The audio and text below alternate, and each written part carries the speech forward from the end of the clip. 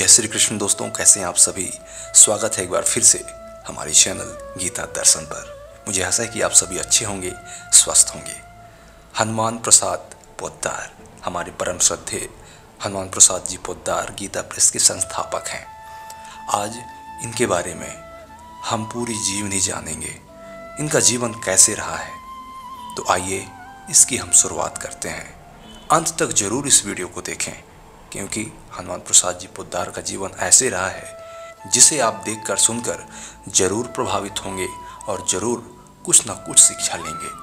हनुमान प्रसाद पोद्दार का नाम गीता प्रेस स्थापना करने के लिए भारत और दुनिया भर में प्रसिद्ध है। उनके द्वारा मई 1922 में गीता प्रेस का स्थापना किया गया था। भारतीय आध्यात्मिक जगत पर पोद्दार जी के नाम का एक ऐसा सूर्य उदय हुआ जिसकी वजह से देश के हर एक घर में गीता, रामायण, वेद और पुराण जैसे ग्रंथ पहुँचे।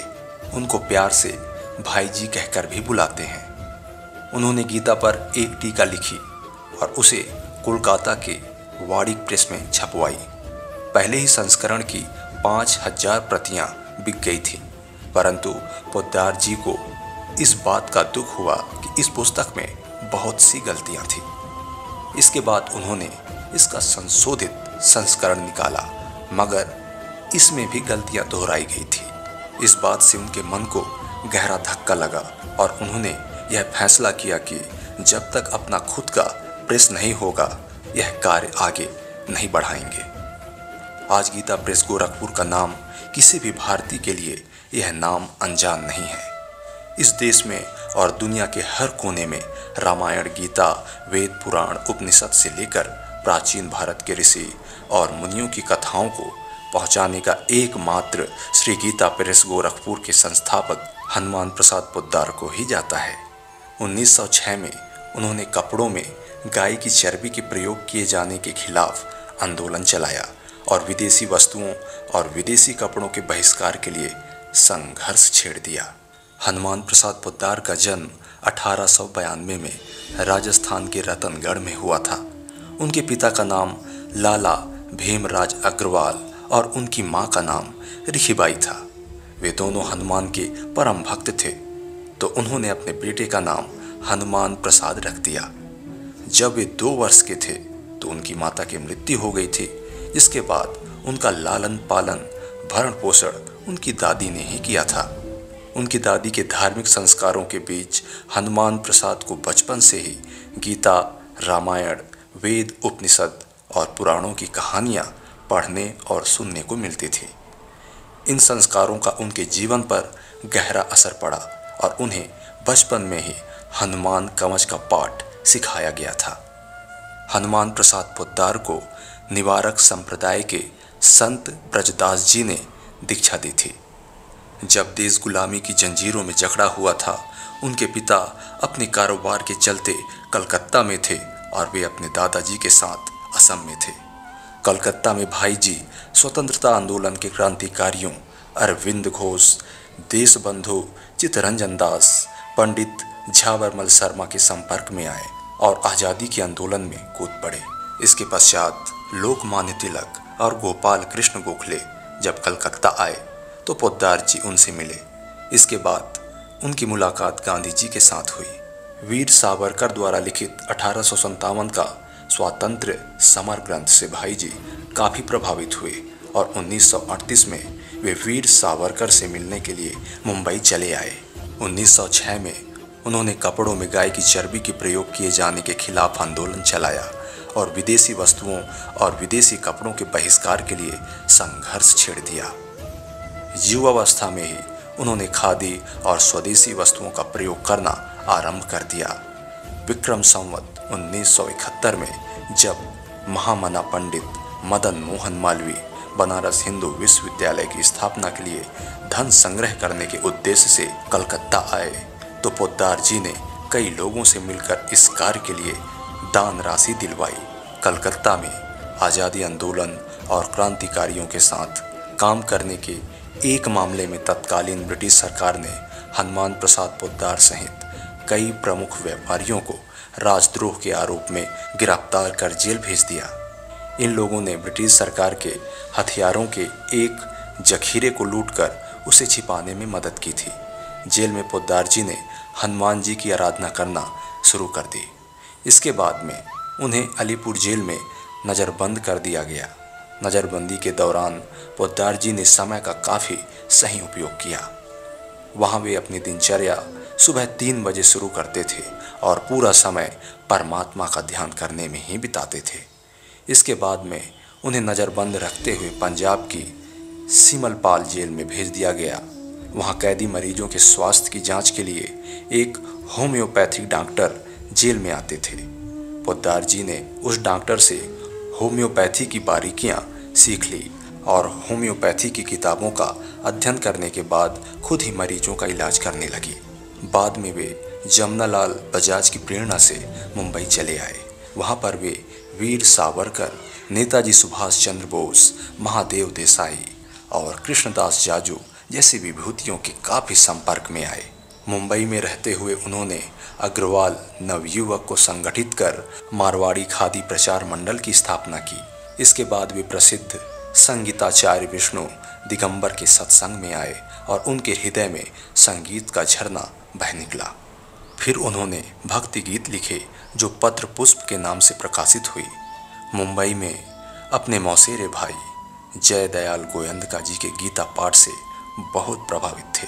उनके गीता के प्रति प्रेम और लोगों की गीता को लेकर जिज्ञासा को देखते हुए भाई जी ने इस बात का प्रण किया कि वे श्रीमद् भागवत गीता को कम से कम मूल्यों पर लोगों को उपलब्ध कराएंगे। उन्होंने गीता पर एक टीका लिखी और उसे कलकत्ता के वाड़िक प्रेस में छपवाई। उनके प्रथम ही संस्करण की 5000 प्रतियां बिक गई। लेकिन पोद्दार जी को इस बात का गहरा दुख हुआ था कि इस पुस्तक में ढेरों गलतियां थी। इसके बाद उन्होंने इसका संशोधित संस्करण निकाला, मगर इसमें भी गलतियां दोहरा गई थीं।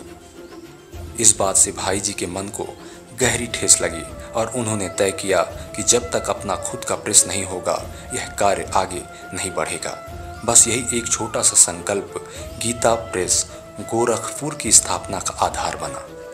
उनके भाई गोयनका जी का व्यापार तब बांकुड़ा बंगाल में था और वे गीता पर प्रवचन के सिलसिले में प्रायः बाहर ही रहा करते थे। तब समस्या यह थी कि प्रेस कहाँ लगाई जाए। उनके मित्र घनश्याम दास जालान गोरखपुर में ही व्यापार करते थे। उन्होंने प्रेस को गोरखपुर में ही लगाए जाने और इस कार्य में भरपूर सहयोग देने का आश्वासन दिया। इसके बाद मई 1922 में गीता प्रेस का स्थापना किया गया।